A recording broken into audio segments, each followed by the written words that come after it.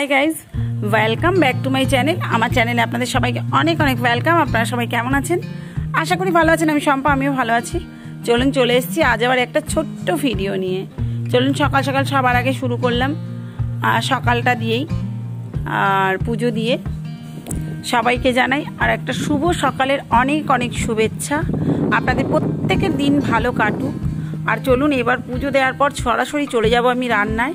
আমার ভিডিওটা যদি ভালো লাগে আপনারা একটা লাইক কমেন্ট শেয়ার করে দেবেন এবং নতুন বন্ধুরা অবশ্যই একটা সাবস্ক্রাইব করে পাশে থাকবেন। চলুন আপনারা আমার সাথে থাকুন সারাদিন। আশা করি যেটুকুনি একটুখানি আর ছোট্ট ভিডিও শেয়ার সেটা একটু দেখিয়ে দিই।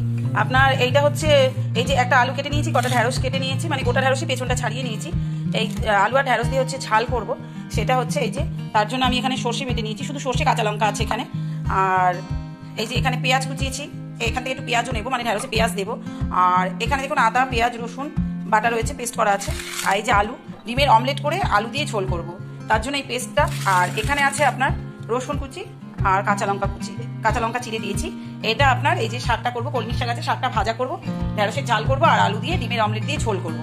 চলুন আপনারা আমার সাথে থাকুন, সারাদিন যা করবো শেয়ার করবো আপনাদের সাথে। অবশ্যই অবশ্যই আপনারা আমার পাশে থাকবেন। আর আমি আপনাদের সবার কাছে আরেকবার হাত জোর করে বলছি, করজোর করে সরি, কারণ আমি ঠিকঠাক এখন যেতে পারছি না, 2-3 দিন ধরে যাওয়া হচ্ছে না। আমার পড়ারও একটু মেয়ের প্রেশার আছে, যার জন্য হচ্ছে না। তার উপর মানে কিছু না কিছু এসেই যায়। চলুন আপনারা আমার সাথে থাকুন। চলুন গাইস, এই যে 6টা ডিম নিয়ে নিয়েছি। আজ ডিমের অমলেট করে আর কি আপনার ঝোল করা হবে বললাম আলু দিয়ে, তার জন্য ডিমগুলো আমি ফাটিয়ে নিচ্ছি। আর এই যে কড়া চাপিয়ে দিয়েছি,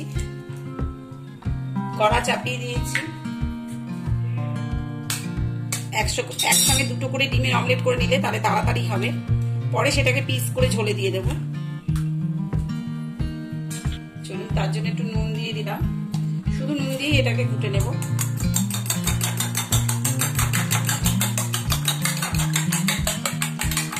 সম্পূর্ণ আছে। কড়াই একটু তেল দিয়ে দিলাম। চলুন গাইস, আমার তেলটা গরম হয়ে গেছে। আমার তেলটা একটু বেশি পড়ে গেছে গাইস। আমি এবার ডিমটাকে একটু ঢেকে দেবো।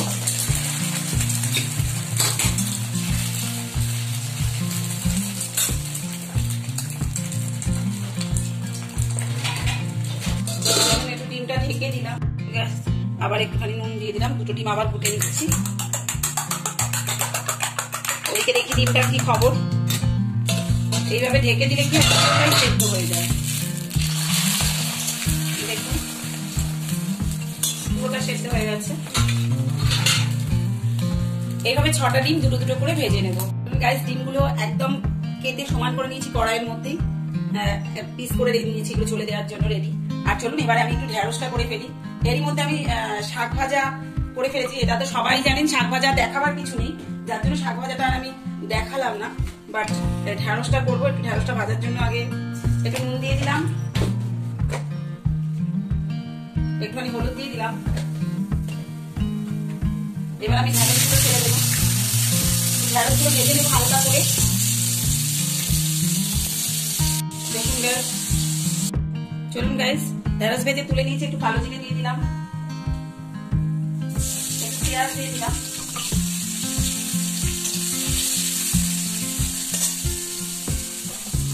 এর মধ্যে কিন্তু আলুগুলো আমি দিয়ে দিলাম যাতে ভালো করে ভাজা হয়ে যায়। আলু আর পেঁয়াজ একসাথে ভাজা হয়ে যায়। দেখুন গাইস, আমার আলুটা ভাজা হয়ে গেছে, বুঝতে পারছেন। এবার আমি এর মধ্যে মশলাটা দিয়ে দেবো। এখানে শুধু কাঁচা লঙ্কা আর সর্ষে আছে, আপনারা চাইলে পোস্তও দিতে পারেন।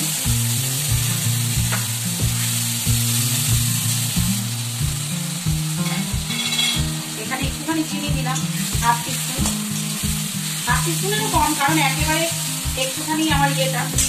একটু হলুদ দিয়ে দিলাম। নুন একদমই কম দেবো, কারণ আমি ঢ্যাঁড়সে দেখবেন ভাজার সময় নুন দিয়েছি। আপনারা এইভাবে বাড়িতে করে খেয়ে দেখবেন। তাড়াহুড়োর সময় এবং আলু দিয়ে আমার ঢ্যাঁড়সটা একেবারেই কম হয়ে গেছে। একটু ঢ্যাঁড়সটা আর একটু বেশি হলে খুবই ভালো লাগতো। চলুন গাইস, এবার এর মধ্যে একটু জল দিয়ে দেবো। ঢ্যাঁড়স ভাজাগুলো দিয়ে দিলাম, ঝোলটা ফুটে গেছে। এবার কিন্তু আমি ঢেকে দেবো। গাইস আমার ঢেঁড়সের ঝাল প্রায় হয়ে এসছে, কি হয়েই গেছে। দেখি আলুটা গলে গেছে, বুঝতে পারছেন। আপনারা বাড়িতে এইভাবে করে খাবেন, দারুণ লাগে। আপনারা চাইলে একটু রসুনও দিতে পারেন, যারা রসুন খেতে ভালোবাসেন। পোস্তও দিতে পারেন, আমি এতে পোস্ত দিইনি। জাস্ট এটা হচ্ছে সর্ষে আর কাঁচা লঙ্কা দিয়ে ঢেঁড়সের ঝাল। জাস্ট খালি পেঁয়াজ দিয়েছি, পেঁয়াজ। আপনারা দেখবেন সব গলে গেছে। আর আমার ঢেঁড়স কম বলে আমি আলু দিয়েছি। আলু দিলেও চলে, না দিলেও চলে, কিন্তু আশাটা করি দারুণ হয়েছে আর খুব সুন্দর লাগবে। আপনারা অবশ্যই বাড়িতে একবার ট্রাই করবেন এইভাবে ঢেঁড়সের ঝাল। যদি ঢেঁড়সের মতো আলাদা ভেজে রাখেন তাহলে আরো ভালো লাগবে। আপনারা একটু চাইলে রসুনও দিতে পারেন, একটু পোস্তও দিতে পারেন। আমি এর আগে আপনাদের সর্ষে করতে দিয়ে দেখিয়েছি, বাট আজকে শুধু সর্ষে আর কাঁচা লঙ্কা। দেখুন গাইস, আমার ঢেঁড়সের ঝাল একদম রেডি। আর ঠিক এইভাবে রেডি খেলে দারুণ দারুণ দারুণ লাগে খেতে, ভীষণ টেস্টি হয়। চলুন আপনারা আমার সাথে থাকুন। এই যে ডিমের জন্য তেল ছেড়ে দিয়েছিলাম, জিরে দিয়ে দিয়েছি এবং সাথে আমি পেঁয়াজও দিয়ে দিলাম। প্লেন ঝোল হবে, ডিমের ঝোল কোনোদিন আমি করিনি, জানেন করি না একদম, বাট আজকে হবে কোন রকম একেবারে কম তেলে প্লাস এরকম ভাবে। চলুন আলুগুলো দিয়ে দিলাম। যেহেতু আমি আলুগুলো ভেজে রেখেছিলাম না, ডিমের অমলেট দিয়ে ঝোল করবো। চলুন একটু ভালো করে ভেজে নিই। যেহেতু আলুগুলো আজকে আমার সেদ্ধ করায়নি, সেই জন্য চলুন আলুগুলো খুব ভালো করে একটু ভাজা ভাজা করতে হবে, তার জন্য ঢাকা দিয়ে দিই। চলুন আলুগুলো এরকম ঢেকে রেখেই ভাজতে হবে, যেহেতু এত বড় বড় সাইজ। একটু কম, স্টিমটা একটু কম করে দিয়ে ঢেকে রেখে ভাজতে হবে। চলুন গাইস তুলে নিই। বুঝতে পারছেন আলু পেঁয়াজ দুটি একসাথে ভাজা ভাজা হয়ে এসছে। টমেটোটা দিয়ে দিলাম। এখানে আদা পেঁয়াজ রসুন, একেবারে পাতলা ঝোল হবে। একটু হলুদ দিয়ে দিলাম, নুন দিলাম, একটু বেশি করেই নুন দিলাম কারণ ঝোল হবে। বুঝতে পারছেন ডিমের অমলেট নালে ঢুকবে না, ঝোল না হলে আর ভালোও লাগবে না। একটা কাঁচা লঙ্কা চিড়ে দিয়ে দিলাম, তার কারণ হচ্ছে আমি এখানে একটা কাঁচা লঙ্কা দিয়েছি, যেহেতু কেউ খায় না আর আমার তো খাওয়া একেবারেই এখন নিষেধ। আপনারা তরকারি কালার দেখে বুঝতে পারছেন।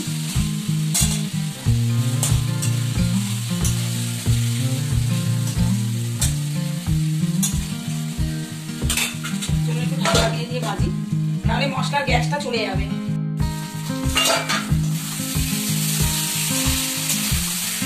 ঢেকে রেখে করলে কি হয়, মশলার গ্যাসটা কিন্তু থাকে না।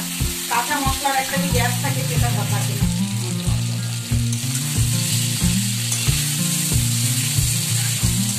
চলুন গাইস, আমার কিন্তু পুরোপুরি কষা হয়ে গেছে। আদা পেঁয়াজ রসুন হলুদ লঙ্কা বেশ করে কষে ফেলেছি। এবার জল দিয়ে দেব, আর জলটা একটু বেশিই দেব। কারণটা হচ্ছে আমার ডিমের অমলেট গুলো দেখুন, কতগুলো ডিমের অমলেট। আমার অমলেট গুলোকে কিন্তু মানে ডবল ডিম গুলোকে ফালা করে নিয়েছি, 6টা ডিম মানে ডবল ডবল করে করেছিলাম। ঠিক আছে, এটা একটু ঢাকা দিয়ে দেখুন ঝোল ফুটে গেছে, আমি ঢাকনা খুলে নিলাম।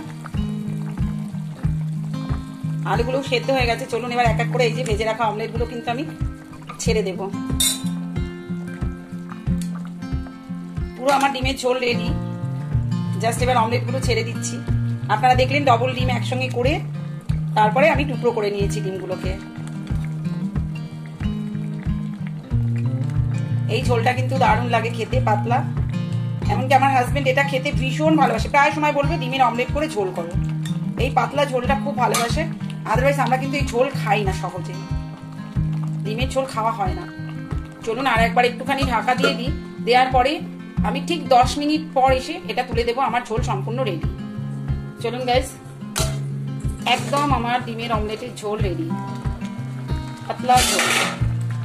আপনারা বুঝতে পারছেন, আর দারুণ একটা স্মেল কিন্তু বেরিয়েছে। আমি কিন্তু এতে গরম মশলা টসলা কিচ্ছু দিলাম না, কারণ ভালো খাবে না। চলুন আপনারা আমার সাথে থাকুন। ওয়েদার দেখুন গাইজ, অনেক দিন পর কি ভালো লাগছে, ভীষণ ভালো লাগছে।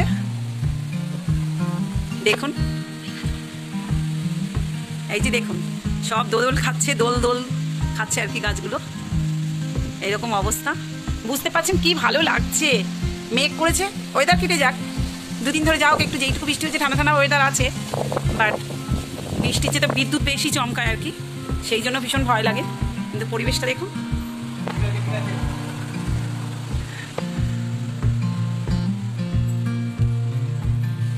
দেখুন পুকুর পাড়টা দেখুন, গাছপালাগুলো দেখুন, আর ওয়েদার দেখুন।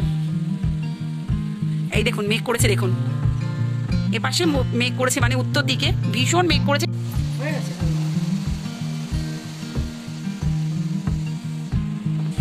ওদেরকে তুলাস না, ভাবো ওদেরকে তুলছিস না, গাছগুলো উঠছে।